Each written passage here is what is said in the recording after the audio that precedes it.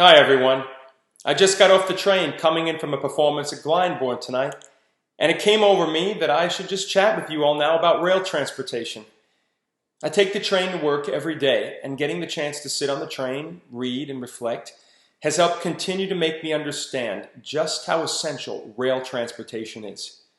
Here in the United Kingdom in general, the system has been quick, efficient, and relatively inexpensive.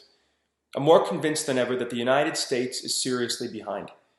This is the second chapter in my series on transportation revitalization in the United States of America. In 1956, President Eisenhower signed in the Federal Aid Highway Act. It was an ambitious plan to link up major cities and communities all over the U.S. with a national roadway network.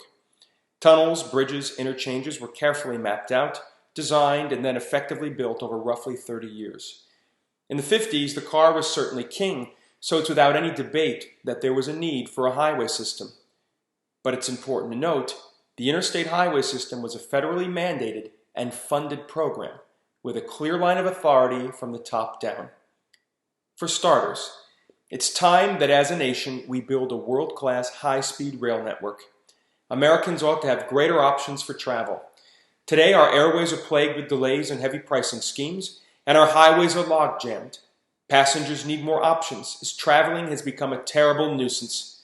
Worse yet, the U.S. has fallen behind our European and Asian counterparts, who have mastered rail transportation through extreme energy efficiency, greater passenger comfort, and much higher speeds. Election after election, we hear yelling and screaming about the joys or the horrors of the railways. Republicans ignore sheer numbers. Private railroads, and freight railroads in particular, have reinvested in capital 5 times the national average of comparative industries like mass manufacturing, paper, or chemical companies. They've continued to hire tens of thousands of new employees every year and currently employ over 200,000 Americans. Most importantly, they're solvent.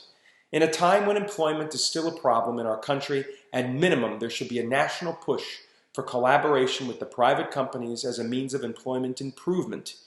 Critical as they are, Republicans continue to miss the mark.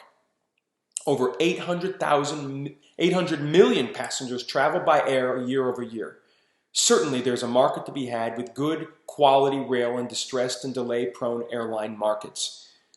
From Democrats, they lack resolve.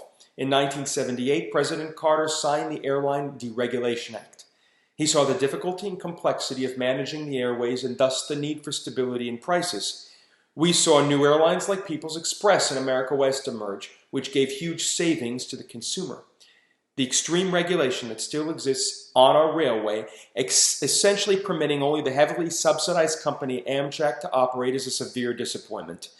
The government doesn't run and manage airlines. It doesn't run and manage car companies. It certainly shouldn't ostensibly run rail companies.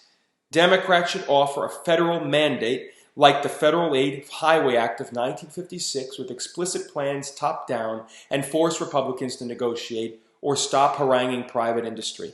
Let the free market dictate who travels, when, and where. It's how passengers choose airlines. It's how people choose to buy cars. There's a great compromise to be had here with which we should embark. A federalized top-down rail regeneration plan through incentives and investment focused on building new track and infrastructure that safely travel at high speeds in concert with a free market system allowing private rail companies to begin service nationwide is the way to bring the U.S. back to greatness in transport and once again become a standard for the rest of the world to see.